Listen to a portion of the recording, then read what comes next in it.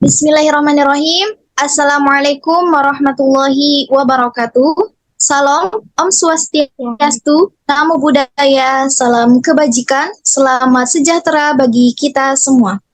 Yang kami hormati Ibu Sri Asnawati MPD, selaku dosen pengampu mata kuliah pemahaman tentang peserta didik dan pembelajaran PPG Prajabatan Gelombang 1 tahun 2023 di Universitas Swadaya Gunung Jati, Cirebon.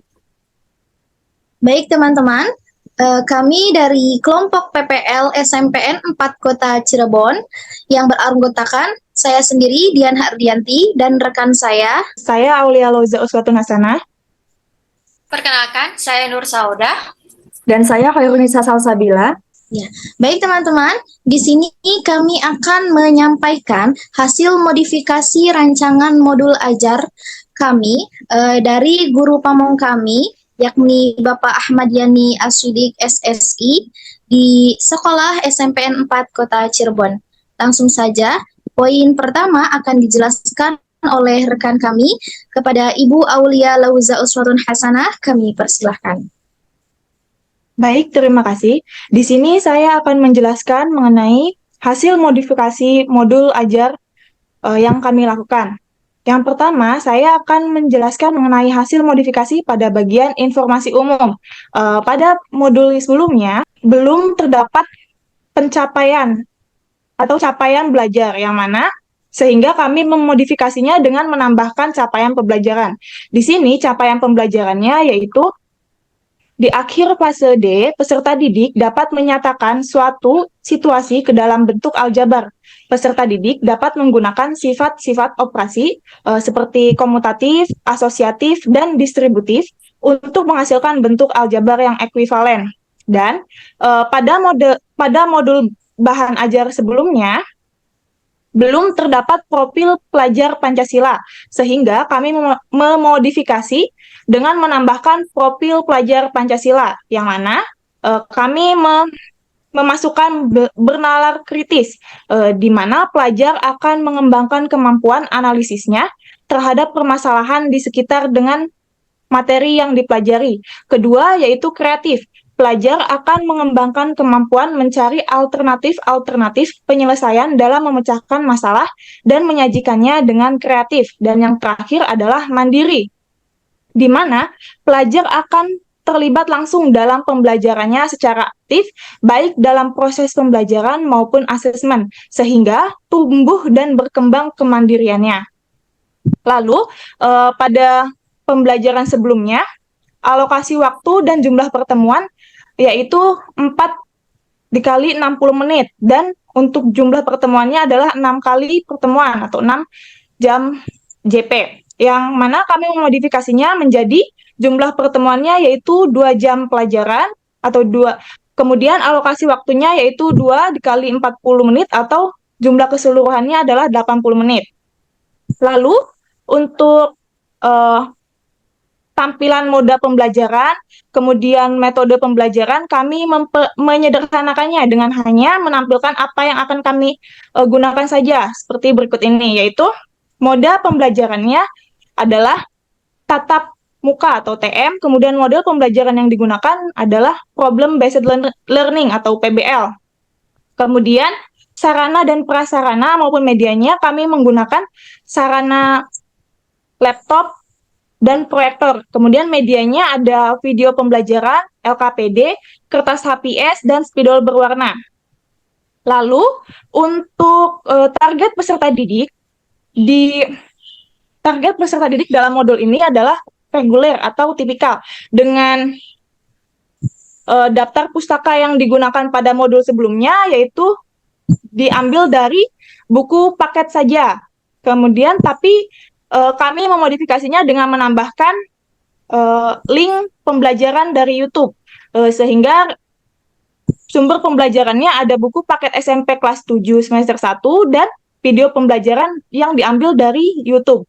Kemudian pada modul pembelajaran sebelumnya tidak terdapat rencana asesmen, sehingga kami menambahkannya dengan menambahkan rencana asesmen, yang mana rencana asesmen yang akan digunakan adalah asesmen diagnostik diagnostik berupa tes tulis dan pertanyaan pemantik, serta asesmen formatif, yang mana ada asesmen as learning, yaitu berupa penilaian sikap, kemudian assessment for learning berupa presentasi.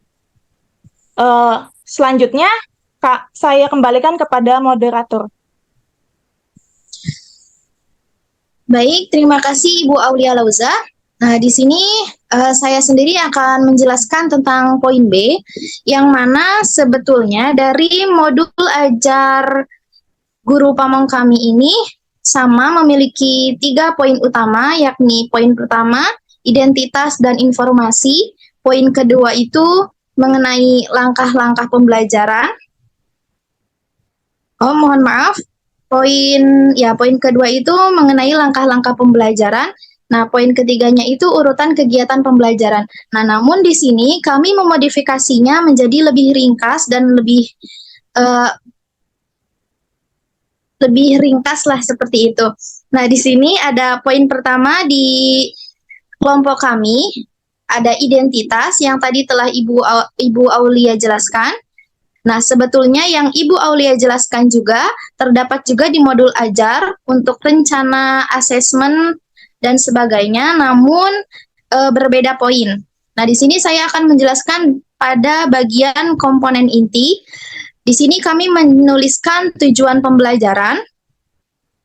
Tujuan pembelajaran yang kami tuliskan yaitu setelah dilakukan pembelajaran dengan metode problem-based learning, peserta didik dapat mengenal bentuk aljabar dari masalah kontekstual dengan baik.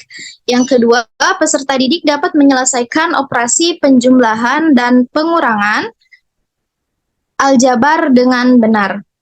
Nah, sebelumnya pada modul ajar guru pamong kami, tujuan pembelajaran itu dituliskan tapi ada di bagian langkah-langkah pembelajaran, dan menurut kami pada tujuan pembelajaran tersebut belum mengandung tujuan pembelajaran yang ABCD yang lengkap seperti itu. Nah, jadi kita memodifikasinya menjadi tujuan pembelajaran yang lebih lengkap menurut kelompok kami.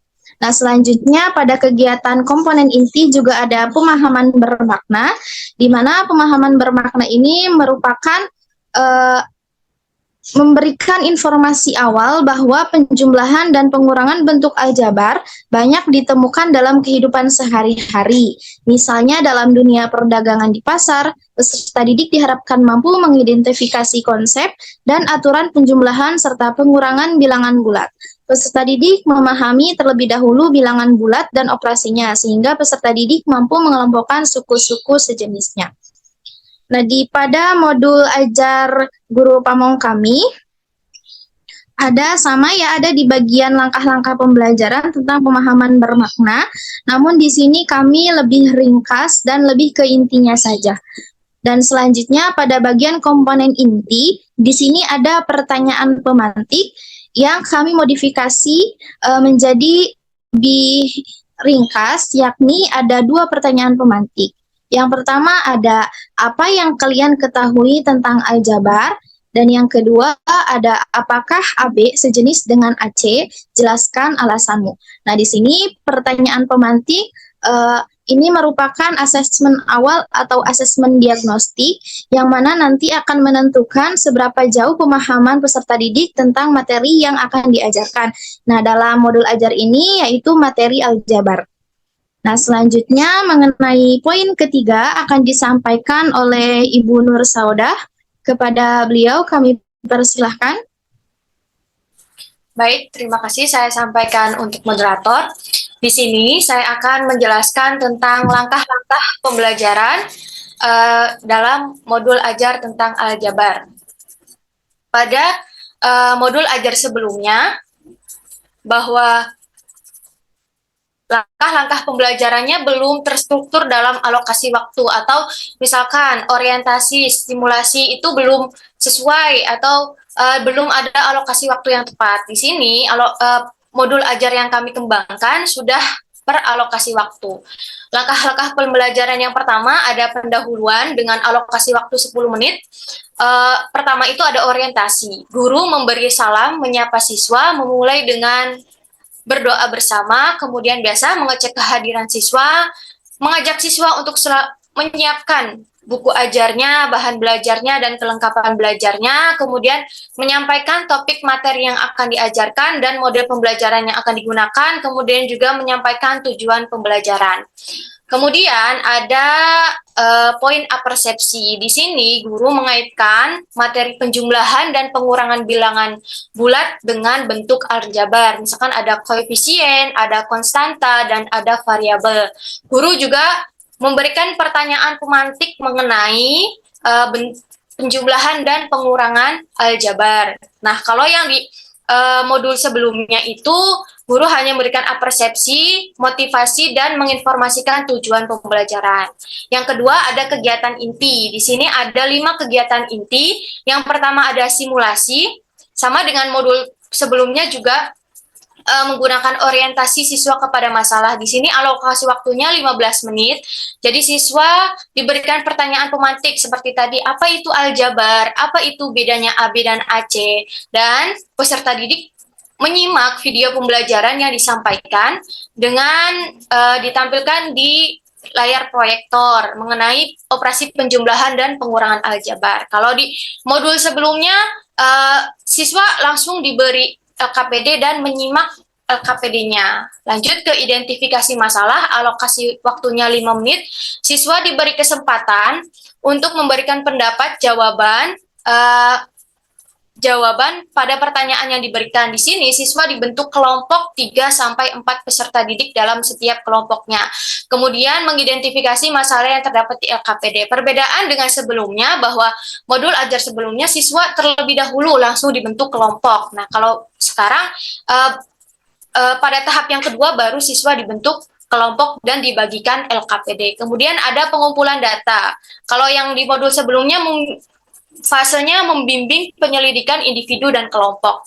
Pada pengumpulan data, siswa mendiskusikan penyelesaian masalah yang ada pada LKPD dengan alokasi waktu 20 menit, kemudian memberikan masing-masing kelompok itu kita bagikan 2 HVS dan 3 spidol berwarna, kemudian memberi kesempatan kepada setiap peserta didik untuk bertanya.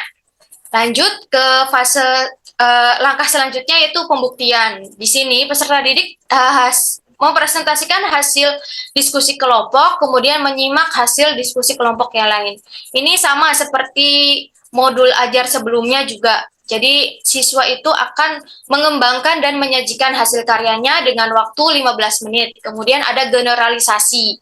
Kalau di sini generalisasi, kalau modul yang sebelumnya itu adalah menganalisa dan mengevaluasi proses pemecahan masalah. Generalisasi di sini, guru memberikan penguatan dan penegasan terkait hasil diskusi dan presentasi peserta didik. Guru memberi latihan soal setelah itu yang dikerjakan siswa secara individu. Kemudian ada kegiatan penutup dengan waktunya 5 menit. Di sini, guru beserta peserta didik melakukan refleksi terhadap pembelajaran yang sudah dilakukan. Kemudian, siswa menyimpulkan pembelajaran hari ini dengan menyebutkan poin-poin yang dibahas. Kemudian, guru menyampaikan submateri yang akan dibahas pada pertemuan selanjutnya, dan pembelajaran ditutup dengan doa bersama dan mengucapkan salam. Begitupun, ini adalah langkah-langkah pembelajaran yang sudah kami susun berdasarkan modifikasi modul sebelumnya. Sekian dari saya kembalikan ke moderator. Baik, terima kasih Ibu Nur Saudah.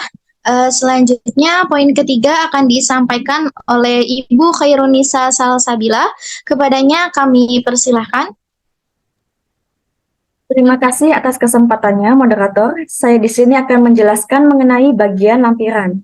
Kami memodifikasi soal-soal yang ada pada LKPD, baik untuk kelompok maupun untuk individu.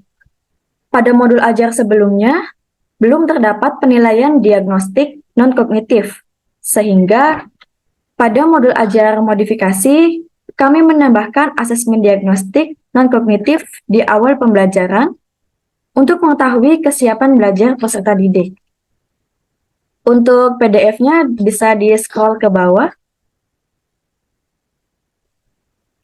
untuk menampilkan penilaian diagnostik non-kognitifnya.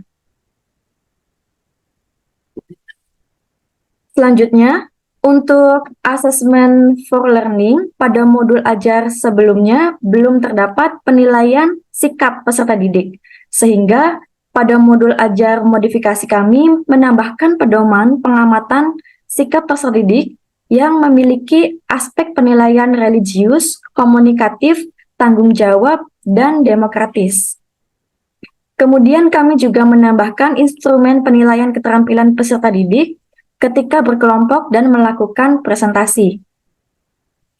Lalu pada assessment of learning, pada modul ajar sebelumnya, refleksi peserta didik dan guru hanya sebuah pernyataan, sehingga kami memodifikasinya dengan membuat pertanyaan yang harus dijawab oleh guru dan peserta didik untuk mengetahui hasil dari refleksi pembelajaran pada pertemuan tersebut.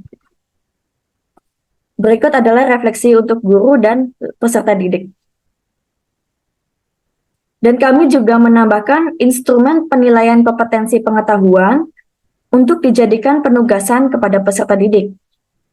Yang terakhir, yaitu kami menambahkan lembar observasi kegiatan pembelajaran yang pada modul ajar sebelumnya belum ada.